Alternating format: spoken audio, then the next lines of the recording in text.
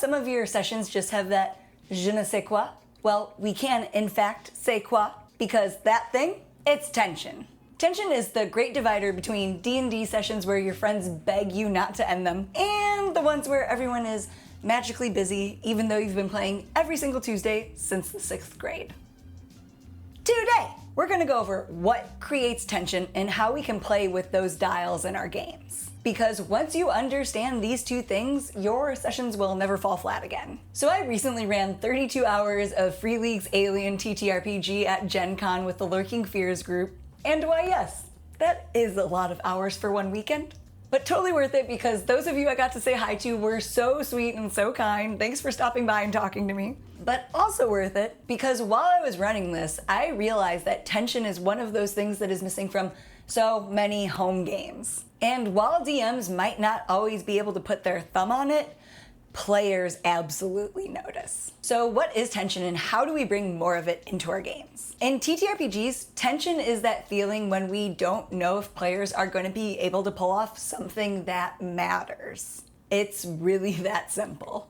And the two ideas you should be focusing in on in this sentence are the ideas of uncertainty and importance. Upping the uncertainty is pretty easy. Most of that comes from rolling the dice and how they guide a session's story. However, we're going to also talk about other mechanics that can help ratchet up that uncertainty in our games. For most GMs though, it's really this idea of importance that can start to trip them up, which is exactly why we'll also be talking about the narrative components of creating tension for our players.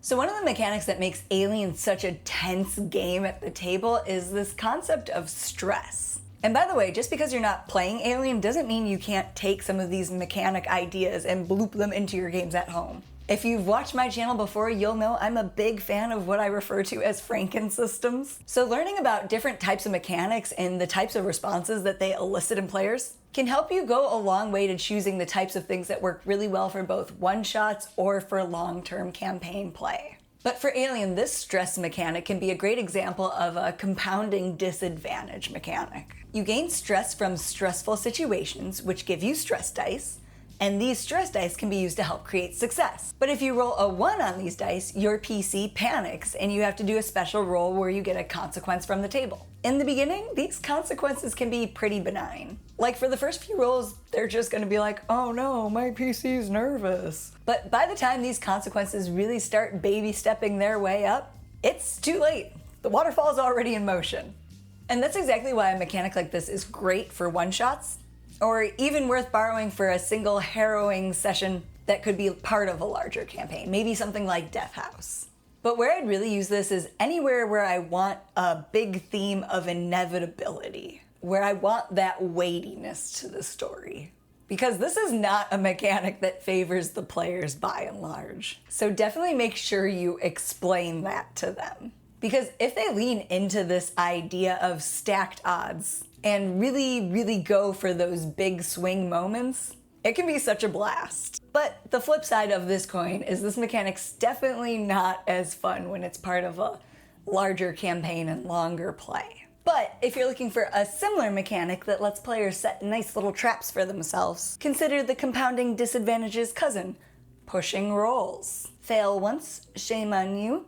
Fail twice? Yes, please, do it. Let me bring out more tables. Free League's games feature variations on this mechanic a lot. And I talked about it in my Steal This Mechanic Dragonbane edition video. I'll link to it below. But the core idea of pushing rolls is you give players the chance to bypass failure. But you up the stakes of said failure if they really want to give it this second go. And this mechanic is a really good barometer of how much your players care about succeeding at something, how much they care about the narrative impact of this failure. Because if the stakes are low to them, they'll usually pass on pushing a roll. But if something's important to them, they'll almost always take the bait. So if they're bypassing something that you think is critical, you might not be getting that information across to them, or they might not feel compelled to deal with that particular situation. But if a player rolls and fails to meet the original DC, they can choose to re-roll or push the roll in hopes of succeeding. If they fail, you can have something like a consequences roll table, or something that is stepped up each time they try it, more like an exhaustion level in D&D. And this is really great for campaign play because the temptation is always right there. But the consequences also aren't quite as punishing as they are with stress. And because of that, players can talk themselves into some pretty precarious situation. Hi, it's me. I'm Players. Well, I'm specifically going to focus in on Blades in the Dark style clocks here. I do want to asterisk this and say that any race against the clock can be a ton of fun. I've played games with countdown clocks, little hourglass style clocks. Shadowdark uses a literal candle as a torch timer, so the sky is the limit here. But Blades in the Dark uses progress clocks. And these can be used to measure how close your group is to completing something. Or if you really want to dial up the tension, I really like to use them more like countdown clocks. So you can see things like how close they are to being discovered by the manor's servants, or how close the encroaching army is to getting to the town that they're trying to help fortify. You can also use them as a benchmark for the party to race against. Maybe something is tracking the party, and any moves that increase their notoriety tick up the clock by 1, inching them that much closer to being found out. And in fact, one of my favorite ways to use progress clocks is to use dueling clocks. So you get 1 for the party and 1 for the antagonist. Generally, the amount of segments increases as the task gets more difficult or complicated, but an important part of using them to create more tension in your games is to make sure you show them to your players. You'd be surprised at how much bigger swings players start to take as they see something they want just slipping away, or the doors to escape closing slowly. So like I said, these are just a handful of mechanics that I regularly bring into my D&D sessions at home. There's a ton more out there though. Spice up a session by bringing out the Jenga blocks. Turn it more into like a game of dread. Or even go more 10 candles style if you're looking for something more atmospheric. Like I said earlier though, finding mechanics that support tension, that build of intensity as time goes on, that's only one part of the equation. And that's because the mechanics and story are these intertwined feedback loops in D&D and other TTRPGs. They're both supporting each other. You need both, folks. And speaking of supporting each other, this week's video is sponsored by me. Because I get to do what I want. And what I want to do is give a big shout out to Taryn of Indestructiboy, because he gave me so much rad loot. I know I've mentioned him on the channel before. I've been a big fan of his work before I ever started this channel. And surprise, except not really, but it turns out he's even more generous and more cool in person. So if you haven't already, make sure to go check out his cool adventures and his beautifully illustrated vagabond system out. You won't regret it. Back to the video. So the most important part of making sure that tension comes through in the form of narrative, meaning in things your players actually express interest in pursuing, is to make sure there are actual fucking stakes for them in these games. Literally, the #1 bad habit I see in GMs is this idea that if you create it, they will come. That the players should just inherently care about it. You made it. Wow. But even if you think for some reason that it's unfair, you should be focusing on creating things that your players will care about. This is like a very small mindset shift that will really help level up your games. And for some reason, a lot of people interpret this as saying that you have to make things and run things that you don't like, that you don't get to explore anything you're interested in. And my friends, that's the weirdest interpretation of this advice possible. It's kind of annoying that I have to clarify this, but if this is you, if you're somehow being sincere and not intentionally misrepresenting this idea, it's a Venn diagram, ooh ah. You learned about these in 2nd grade, guys. You gotta find that middle. Because if the players don't care about that village tavern and its asshole barkeep, why does it matter if it's burning down? If they've never been to or heard about the small kingdom that's a little off the beaten path that they're traveling, why would they care about the cruel usurper there? What's the identifiable consequence of ignoring that person?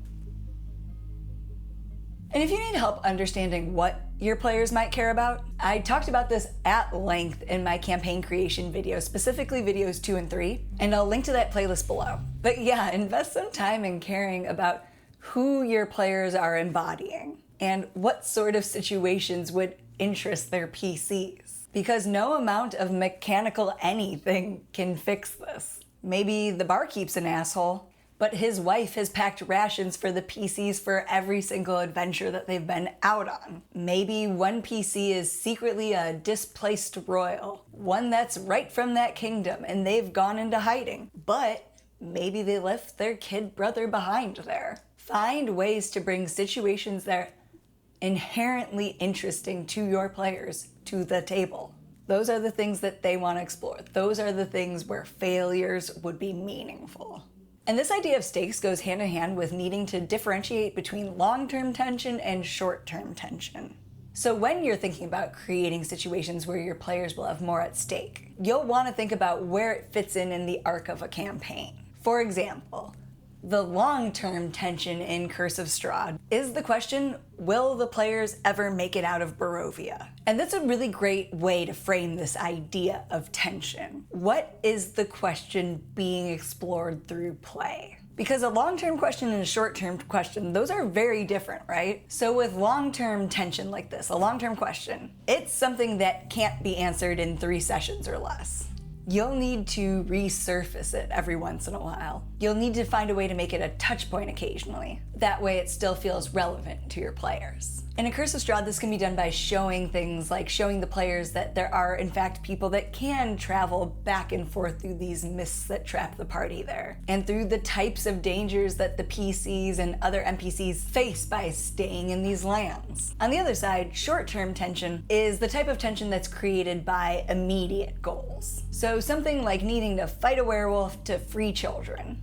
And if you need ideas for types of obstacles to throw at your players, make sure to check out the video I made on the 12 types of quests to get those wheels turning. But ideally, this sort of short form tension should really tie back into this medium to long term in some sort of way. And this is possibly the least relevant thing I will ever share on this channel. But I have a tendency to think of this tension building process a little bit like a Gantt chart. So if you're a project manager that was working in the 80s, you'll be real excited to pull one of these out now. But you'll want to play with these layers to build and release tension as players overcome obstacles and create new ones through their actions. Speaking of overcoming obstacles, another part of heightening tension through narrative impact is knowing when to back off of the tension. You need to learn how to both lean into victories for your players and how to bring them crashing back down to earth when things are getting a little too good. It can't be woe and gloom all of the time, though.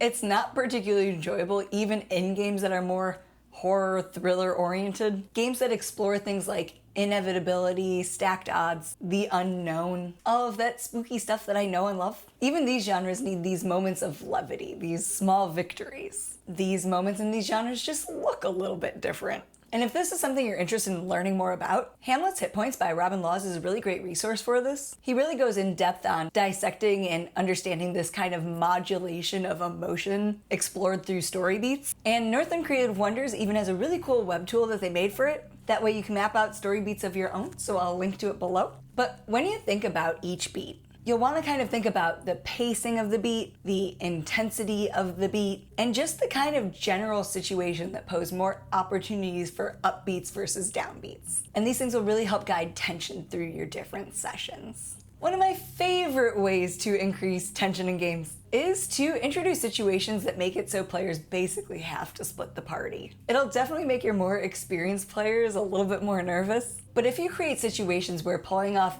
any sort of win condition is going to be significantly harder without splitting up, they're bound to take the bait too. And I think some DMs get nervous about splitting the party because they're worried about other players getting bored when it's not their turn. But if you do this right, it can be a really great way of engaging players through this tension, even if they're not the ones that are live on the stage. Because having these pauses allows you to have moments that get to simmer a little bit. So if the party decides that splitting up does make the most sense, ways to make sure that everyone stays engaged include making use of cutscenes. Don't fully resolve things between groups before bouncing back and forth. Think of tense moments in your favorite TV shows and movies. Ones where they keep leaving you with these mini cliffhangers. You want to do that. You especially get bonus points for cutting scenes right at a moment that is both tense and one where it's a great time for the players to kind of discuss what their next moves and actions will be, to strategize. It's also significantly less boring for players if you can find ways for each party's actions to kind of tie into the others. So maybe one group's about to be discovered by a guard, but the other group ended their cutscene with a roll failure in the kitchen. The guard might run from that one group to the off-scene group in the kitchen, which is great for alleviating the tension of one group while increasing it for the other. When they see that their actions still might affect the other halves of the party, they're much more likely to be dialed into what the others are doing. So hopefully these tips help you run more engaging, gripping sessions for your players. These are just 2 aspects of tension that I really wanted to focus in on, so there are plenty of others to talk about. Definitely share your tips down below. But don't forget about things like creating tension through ambiance, like through your playlists, through table decor. Think about how you deliver the things that you're saying, because all of these can be great little cherries to add to your Sunday Funday games. And if you enjoyed this video, don't forget to like and subscribe. And if you haven't already, make sure to check out these videos next.